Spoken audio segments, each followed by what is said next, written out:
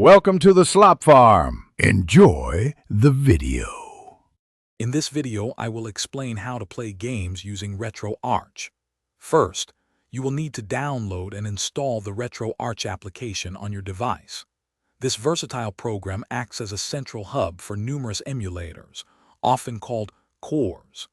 Think of it as a universal console that can run games from dozens of different systems. Once installed, the initial setup involves navigating its menu to prepare for your gaming experience. Next, let's get your games ready. Within RetroArch, go to the Online Updater to download cores. These cores are the individual emulators for systems like the Nintendo Entertainment System or the Sega Genesis. After downloading the necessary cores, you will scan your game files, often called ROMs, into RetroArch's library. This process organizes your entire collection, making it easy to browse and launch your favorite titles with just a few clicks. Now, let's set up your controls for a smooth gaming experience. RetroArch allows you to map your gamepad or keyboard inputs to its universal control scheme.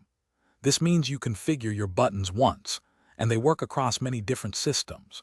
You can save these configurations globally or create specific settings for individual cores.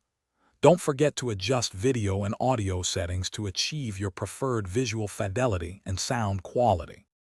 With everything configured, you are ready to play. Simply navigate to your game library and select a title to launch it.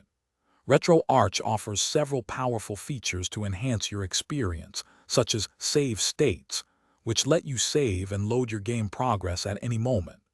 You can also apply visual shaders to give classic games a modern or retro look, and even rewind gameplay to correct mistakes. Enjoy your vast collection. Thanks for watching. Consider subscribing if we helped you today.